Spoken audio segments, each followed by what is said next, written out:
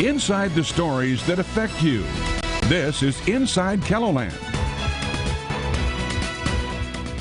I'm Perry Groten. Thanks for joining us. Coming up on this week's Inside KELOLAND, we're talking back to school. We sit down with the superintendent, Brian Maher, to see how the Sioux Falls School District is preparing for the first day of school. And we'll also talk with him about the future of the district with 2 new schools being built. Then we're previewing the upcoming Celebrating Families event that makes sure every kid has new socks and underwear before school starts. How you can donate to that cause and others straight ahead. Well, we start with Sioux Falls School Superintendent Brian Maher. Thanks for joining us for Inside KELOLAND. My pleasure, Perry. Thanks so much. What's going on right now with the district as far as getting everything prepared for the start of school, which is a little over 2 weeks away right now? Yeah. It's 2 weeks from this Thursday, so it'll be here before you know it. In terms of what's going on, I would say in some instances typical. We've got administrators all have reported back. Teachers will all report back soon. But so many of our teachers are already in their classrooms and getting them prepared and ready to go. Really, it's a kind of business as usual in August, which means it's really hectic and we're getting everything done at the last minute. Is there an issue with do teachers have to kind of start relearning things too, like in some ways this kids have for being off to school for so long? Oh, sure. I think we all do. Now, I don't think they need to relearn their curriculum. I don't think they need to relearn how to deal with people. But I think, our policies are always in flux. Our regulations are always in flux. So there's some of those relearnings that take place. Our curriculum does change from year to year, so there are some nuances there. But our best and brightest will still be our best and brightest. Sure. And new this year is a junior kindergarten. Can you explain what that is involved? Yeah, one of the things we've been trying to do for years now, Perry, is to make sure that our kids are reading on grade level by the end of 3rd grade. And in order to do that, we've done many, many, many things. One of those things is really trying to make sure that kids are on grade level when they come to us, when they begin school. And for so many of our kids, they don't have those opportunities. So we've provided many, many more opportunities for kids. This year, that manifested itself in the advent of junior kindergarten for our district.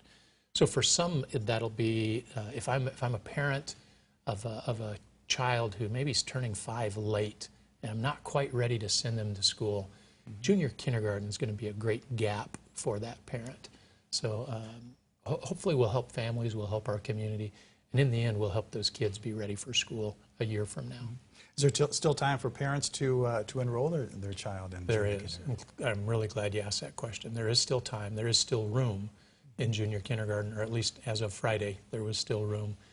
For anybody who's interested in that, I would drive them towards our website, and you'll be able to find a link to get them to the information on junior kindergarten. If you're not comfortable navigating that world, call us down at the central office, and we'll help you with that. Yeah.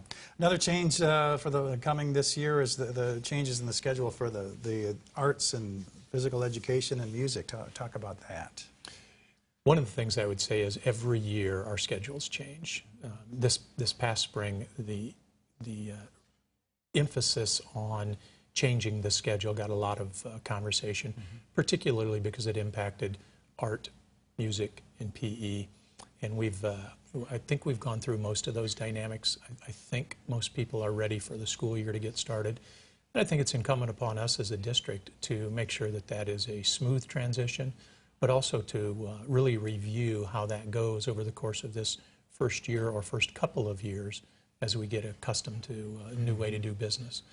We're still going to teach art. We're still going to teach PE. We're still going to teach music. We're still going to teach math and English and so forth. So our emphasis on developing the whole child hasn't changed. The amount of minutes that we have in particular for different disciplines, that's changed a little bit. Another big issue that's been happening this summer, we've had incidences of gunshots fired in certain neighborhoods, especially in the Washington High School area. Is the school district going to be taking steps to address safety in the fall? First of all, I'll say you really know how to switch directions in a hurry there. And I don't mean to make light of that, because absolutely we're concerned about that.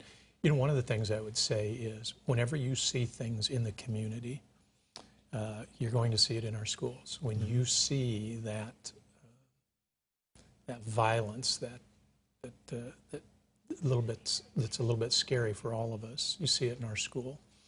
We don't see the gunshots. We don't see the weapons. At least we haven't yet. And I think part of the reason for that is our tremendous relationship with our school resource officers specifically, but the city of Sioux Falls in general. We have a great relationship. We get information, I think, as up to date as you can get it. We have a direct line of communication all the way from the chief through many of the officers that work in our schools. So we do a good job of staying ahead of those issues that we can stay ahead of, and we're prepared to react the best we can to issues that we need to react to. And you can assure parents that their kids are safe when they go to school every day. I can tell you my kids are grown now, but if my kids were prepared to go to any of our schools today, I would feel comfortable sending them to any of our schools. Another change this year is the motto, "In God We Trust," are going to be required by law to be posted in all public schools. So how has that been going so far? Yeah, well, so far so good. But at this point, really all we've done is we've met the letter and the intent of the law. By July 1, we had the posters up in our buildings, and those are up. And we haven't had any real questioning or pushback yet on that topic.